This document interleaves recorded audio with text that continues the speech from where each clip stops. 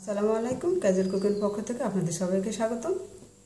তেল কই রান্না করার জন্য 4-5টা শুকনো মরিচ, 1 চিমটি পরিমাণ মৌরি, ছোট এক টুকরা আদা, একটা এলাচ, হাফ চা চামচ জিরা, সামান্য পানি দিয়ে 10 মিনিট ভিজিয়ে রেখে পেস্ট করে নিতে হবে। আজ আমি দুইভাবে তেল কই রান্না করে দেখাবো। পরিমাণ মতো হলুদ লবণ দিয়ে দিচ্ছি। 1 চা চামচ তেল দিয়ে হাত দিয়ে ভালোভাবে কই মাছ মেখে নিতে হবে। আমি সরিষার তেল দিয়ে কই মাছ মেখে নিচ্ছি। পরিমাণ মতো সরিষার তেল গরম করে নিয়েছি, সামান্য লবণ ছিটিয়ে দিচ্ছি, তাহলে মাছ লেগে যাবে না।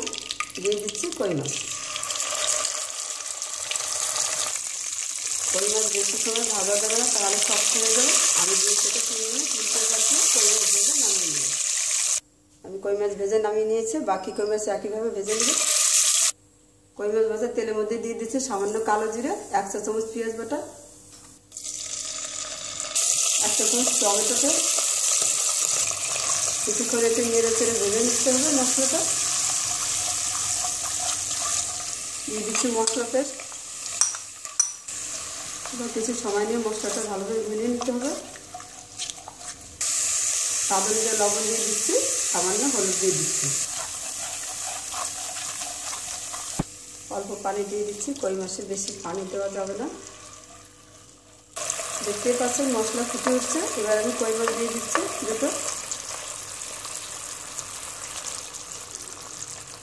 দুটো কাঁচামরিচ দিয়ে দিচ্ছি। এবার ঢাকনা দিয়ে ঢেকে চুলার হিটটা লোতে রেখে রান্না করবো 10 মিনিট। মাঝে ঢাকনা উঠে উল্টে দিতে হবে মাছ।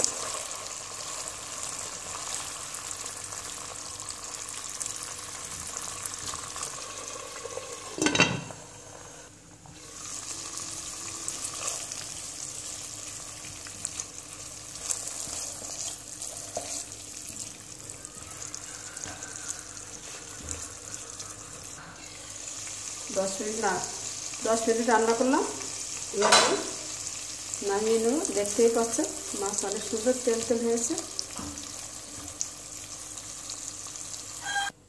এবার আমি পেস্ট করে আর বাটাবাটি ঝামেলা ছাড়াই সহজভাবে তেল কই মাছ রান্না করব।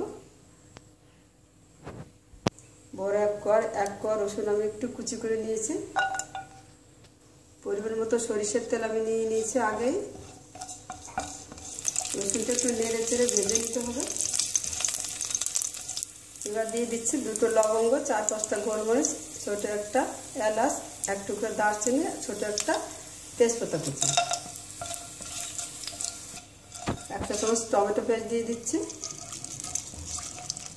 1 চা চামচ টক দই দিয়ে দিচ্ছি, দিয়ে দিচ্ছি স্বাদ অনুযায়ী লবণ, দিয়ে দিচ্ছি স্বাদ অনুযায়ী শুকনো মরিচের গুঁড়া, দিয়ে দিচ্ছি রং অনুযায়ী হলুদ, দিয়ে দিচ্ছি সামান্য আদা পাউডার, 1/2 চা চামচ ধনিয়া গুঁড়া, 1/2 চা চামচ জিরা গুঁড়া।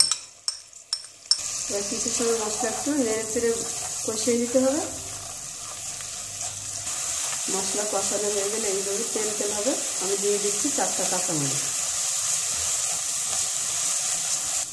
অল্প পানি দিয়ে দিচ্ছি।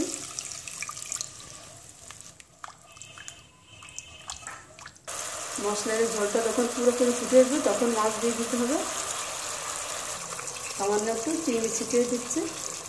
আমি টক দই যা ব্যবহার করছি তাই হালকা দিয়ে দিচ্ছি চিনি, তাহলে তেল কইটা আরও বেশি মজা হবে।